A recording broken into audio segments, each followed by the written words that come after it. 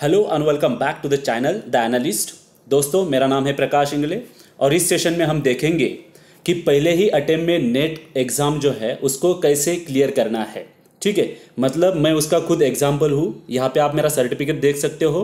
नवंबर 2017 में मैंने एग्ज़ाम दी थी और 3 जनवरी में उसका रिजल्ट आया था, जिसमें मैं पहले ही अटेम्प्ट में क्वालिफाई कर चुका था। तो दोस्तों, मेरी क्या स्ट्रैटेजी थी वो मैं यहाँ पे डिस्कस करने की कोशिश करूँगा। उसके साथ ही जो हाल ही में चेंजेस हुए थे वो चेंजेस भी यहाँ पे डिस्कस करने की कोशिश करूँगा और एक स्ट्रैटेजी बताऊँगा, ताकि फिर आप उस स्ट्रैटेजी के हिसाब से अपनी स्ट्रैटेजी बनाओ और आने वाली जो भी जून में जो एग्ज़ाम है अपनी नेट की, तो आई विश कि आप भी वो पहले अटेम्प्ट में या फिर आप इस अटेम्प्ट में क्वालिफाई कर दो।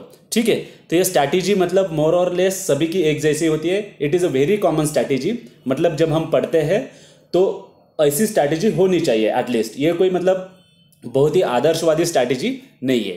तो देखते हैं दोस्तों कि मेरे बारे में थोड़ी सी जानकारी यहाँ पे देख लो। मैं प्रोफेशन से एक फैकल्टी हूँ, यूपीएससी सिविल सर्विस एग्जामिनेशन में एक फैकल्टी हूँ और उसमें मैं Indian polity constitution, Indian history, security, disaster management, current issues और हिस्ट्री ऑप्शनल मैं पढ़ाता हूँ। लेकिन मैंने जब भी नेट एग्ज़ाम दिया तो नेट एग्ज़ाम में मेरा जो सब्जेक्ट था वो था पॉलिटिकल साइंस, जैसे कि आप यहाँ पे देख सकते हो। ठीक है, तो ये मेरा सर्टिफिकेट है, ऐसे सर्टिफिकेट आपको मिलेगा। ये यहाँ पे मैंने लिखा हुआ है कि नेट एग्ज़ाम जो है मैंने फर्स्ट अटेम्प्ट में क्वालिफाई कर चुका हूँ। ये मैंने इसलिए दिया हुआ है कि जो मेरा यूट्यूब चैनल है या फिर मैं अनअकैडमी पे हूँ तो ये सारी इन्फॉर्मेशन मैं वहाँ पे लिखता हूँ। तो ये मेरा एजुकेशन है, आप यहाँ पे देख सकते हो। और 2014 से मतलब 2014 से 2019 तक अब यूपीएससी सिविल सर्विस एग्जामिनेशन जो है उनको मैं पढ़ाता हूँ, तो काफ़ी सारा एक्सपीरियंस है मुझे। और मैंने एमपीएससी और यूपीएससी का मेंस और इंटरव्यू भी दिया हुआ है। तो आई थिंक कि वो स्ट्रैटेजी उस हिसाब से हमने बनाने चाहिए।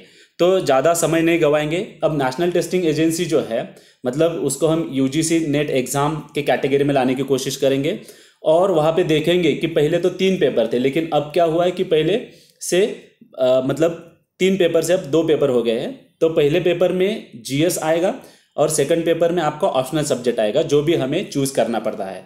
जैसे कि हमारी मास्टर डिग्री जो भी सब्जेक्ट में हुई है तो उसमें से एक सब्जेक्ट हमको लेना पड़ता है। अब यहाँ पे पेपर 1 जो है, अब यहाँ पे देखिए पिक्चर में कि ये ऑनलाइन, यहाँ पे देखिए कंप्यूटर बेस्ड एग्जाम होगी और ऑब्जेक्टिव टाइप्स जो सवाल है वो पूछे जाएंगे। कोई भी निगेटिव नहीं है, लेकिन हर क्वेश्चन के लिए 2 मार्क आपको यहाँ पे मिलेंगे। पहले जीएस के बारे में देखेंगे कि शिफ्ट कैसे हो सकता है, कि 2 शिफ्ट में एग्जाम होगी, 9:30 बजे और 2:30 बजे। एक एग्जाम जो है 1 घंटे का पेपर रहेगा ये। और यहाँ पे ऑनलाइन कंप्यूटर बेस है, ऑब्जेक्टिव टाइप है, निगेटिव मार्किंग नहीं है। यहाँ पे सेकंड पेपर में भी जो ऑप्शनल सब्जेक्ट रहेगा वो 11 बजे से लेके 1 बजे तक, और दूसरी शिफ्ट जो है 4 बजे से लेके 6 बजे तक, मतलब 2-2 घंटे का ये पेपर रहेगा। ठीक है, ये सारा ऑनलाइन है, फिर भी उसमें जो निगेटिव है वो निगेटिव नहीं है। तो आप यहाँ पे समझ लीजिए कि 2 ही पेपर देने हैं और उसमें सबसे ज़्यादा ऑप्शनल तो हमको पता होता है कि ऑप्शनल, क्योंकि हमने बहुत सारा पढ़ा रखा हुआ था मास्टर डिग्री में। लेकिन जीएस के बारे में थोड़ा सा हमें दिक्कत आ सकती है, तो इसलिए हम वो जीएस के बारे में ज़्यादा डिस्कशन करेंगे और दोनों पेपर के लिए मैं एक स्ट्रैटेजी बनाने की कोशिश करूंगा। पहले सिलेबस में देखते हैं दोस्तों कि क्या है। ये है जो नेट का सिलेबस है। तो सिलेबस में पहला जो पेपर है, पेपर 1, जहाँ पे general paper on teaching and research aptitude. यहाँ पे एक ध्यान में रखिए दोस्तों कि हम असिस्टेंट प्रोफेसर होने जा रहे हैं, एक टीचर होने जा रहे हैं, तो वही अप्रोच हमको चाहिए होता है। जब मैं पढ़ने लगा तो मतलब एक टीचर कैसे, आदर्श टीचर कैसे होने चाहिए, बस ये आप दिमाग में रखो।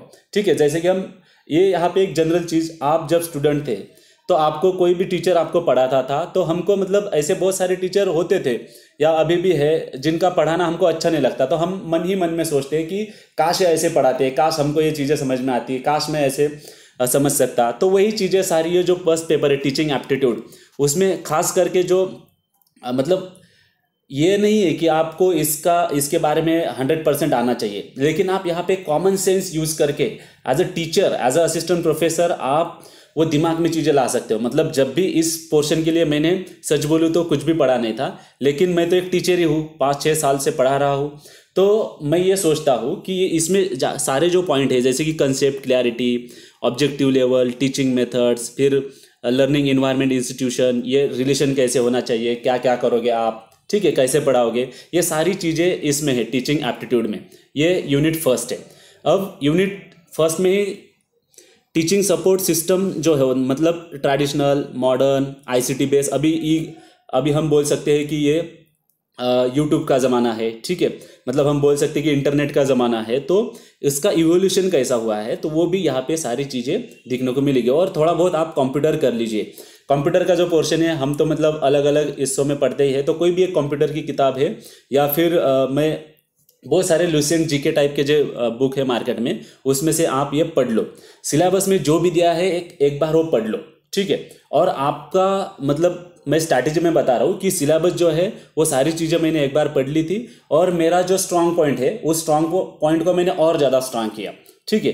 तो आप भी ऐसा ही करने की कोशिश करो। फिर है रिसर्च एप्टीट्यूड। अब इसमें क्या होता है कि रिसर्च का मतलब क्या होता है, मेथड्स ऑफ रिसर्च क्या होती है, थेसिस एंड आर्टिकल राइटिंग कैसा होता है, एप्लीकेशन ऑफ आईसीटी मतलब ये जो इन्फॉर्मेशन एंड कम्युनिकेशन टेक्नोलॉजी है। देखो दोस्तों, यहाँ पे भी ये आईसीटी है और यहाँ पे भी आईसीटी है, तो आईसीटी का एक पर्टिकुलर टॉपिक निकाल के या फिर यूट्यूब में से आप वो आईसीटी के नोट्स निकाल के, और कंप्यूटर का जो नॉलेज है आपको आना चाहिए, तो वो सारी चीज़ें हमको बेसिक पता करनी चाहिए। तो आप क्या करेंगे, स्ट्रैटेजी में मैंने क्या किया कि आईसीटी के सारे नोट्स, उसके एग्जाम्पल, मैंने मतलब गवर्नमेंट के कौन से प्रोग्राम हैं वो सारी चीज़ें मैंने एक डायरी में लिख ली थी और मैंने उसको एक बार पढ़ लिया था, राइट। तो नेक्स्ट है यूनिट थर्ड हमारा कंप्रेंशन। कंप्रेंशन मतलब दोस्तों, कंप्रेंशन ऐसा पार्ट है जहाँ पे मतलब एक हिंदी में हो सकता है, एक इंग्लिश में हो सकता है, तो इस क्रॉस चेक करने की कोशिश करो। मतलब ये पैसेज दिया हुआ है और उसमें जो इन्फॉर्मेशन है वो 100% ट्रू है, उसको पढ़िए और फिर क्वेश्चन जो है वो सॉल्व करने की कोशिश करिए। क्वेश्चन सॉल्व करते वक्त मैंने क्या किया था कि क्रॉस चेक किया था मैंने कि जो ये सवाल में पूछ रहे हो और जो ऑप्शन है क्या वो पैसेज में है, तो अगर वो होंगे तभी वो उसका आंसर बन पाएगा। ये आप बात यहाँ पे ध्यान में रखिए कि कंप्रेंशन में मैंने ऐसी स्ट्रैटेजी की थी। दूसरी स्ट्रैटेजी ऐसी भी है कि पहले सवाल पढ़ो फिर पैसेज में उसके आंसर ढूंढो, राइट। तो आपको जो भी जो भी आपको मेथड अच्छी लगी वो आप यहाँ पे सीख सकते हो।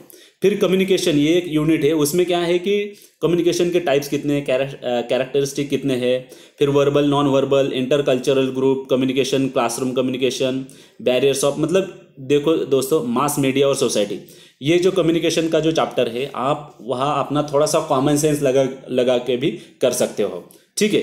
तो आप नेट पे या फिर ये नेट की एनईटी मतलब नेट की जो भी एक किताब है जीएस फर्स्ट के लिए, तो उसमें से टॉपिक एक बार कर ही लो। बहुत सारे स्टूडेंट होते हैं ये छोटे छोटे चीज़ें जो है ना वो छोड़ देते हैं, इसलिए फिर उनका स्कोर नहीं आता, राइट। फिर नेक्स्ट है मैथमेटिकल रीजनिंग एंड एप्टीट्यूड। ये तो बहुत ही इंपॉर्टेंट है दोस्तों, ये मतलब हमें नंबर देने वाले हैं। यहाँ पे आप देख सकते हो कि सिलेबस में जितने भी सारी चीज़ें मेंशन की हुई है तो आप वो पहले कर लो, क्योंकि सिलेबस में जो भी चीज़ें होती है उनके ऊपर सवाल बनने की ज़्यादा संभावना होती है। और इसमें हम देखेंगे कि number series, letter series, code and relationship, right. उसमें फिर time, distance, ratio, proportion, profit, loss, ये टॉपिक पहले कर लो, एवरेजेस, ठीक है। और दूसरी जो बात है यहाँ पे लॉजिकल रीजनिंग।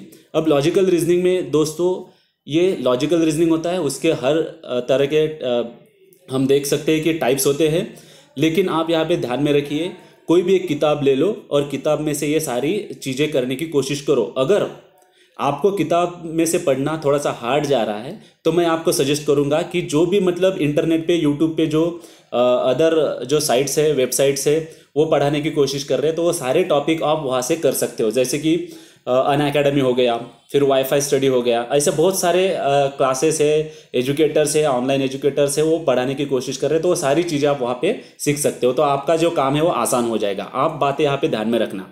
फिर डाटा इंटरप्रिटेशन जो है, इसके ऊपर तो सवाल आता ही आता है, तो डाटा इंटरप्रिटेशन के ये सारे जो सवाल होते हैं तो आप यूट्यूब से सीख लीजिए, मैंने वैसे ही किया था, ठीक है। फिर है इंफॉर्मेशन एंड जो आईसीटी के बारे में हमने मतलब देखो ये बहुत बार दोहराया गया है। इसमें क्या क्या है कि जनरल एब्रीवेशन एंड टर्मिनोलॉजीज हमको पता होनी चाहिए, जैसे कि एचटीटीपी क्या है, ठीक है। और बेसिक कंप्यूटर का नॉलेज होना बहुत ही ज़रूरी है। Basic internet, email, audio conferencing, digital या हायर एजुकेशन के लिए आईसीटी एंड गवर्नेंस, जैसे कि ई गवर्नेंस है, गुड गवर्नेंस है, और इससे रिलेटेड गवर्नमेंट की स्कीम। इसके अलावा मैं ये भी बता सकता हूँ आपको कि हायर एजुकेशन से रिलेटेड गवर्नमेंट की जो भी स्कीम है तो वो मैंने कवर करने की कोशिश की थी। तो बस आपको बस देखना है सवाल इतने हार्ड नहीं होते, बस हम उसको पढ़ते नहीं है, इसलिए हमको दिक्कत हो सकती है। नेक्स्ट क्या है यहाँ पे, पीपल डेवलपमेंट एंड इन्वायरमेंट। यहाँ पे देखिए, अब यहाँ पे मैंने MDGs बनाया है। तो MDG क्या है, मिलेनियम डेवलपमेंट गोल है। तो उसमें से सिर्फ 8 कंपोनेंट है। यहाँ पे सवाल होता ही होता है, और ये टारगेट जो होता है, हो सकता है इसके ऊपर भी सवाल आए। 2000 से लेकर 2015 तक टारगेट थे, फिर 2015 में लैप्स हो गया और उसके जगह आ गया SDG, जिन्हें हम सस्टेनेबल डेवलपमेंट गोल कहते हैं। और ये गोल है 17 स्टेप में, और 2016 से लेके, मतलब 15 से लेके 2030 तक ये गोल रहेंगे। आप उसकी लिस्ट निकाल सकते हो, ठीक है। तो ये सारी चीज़ें जो है यहाँ पे ध्यान में रखिए। फिर ह्यूमन इन्वायरमेंट है, इंटरेक्शन है, फिर इन्वायरमेंटल इशू है। अब यहाँ पे जो जो चीज़ें दी हुई है, तो इन्वायरमेंट टॉपिक से आप ले सकते हो, और यूट्यूब के कोई भी चैनल से आप कर सकते हो।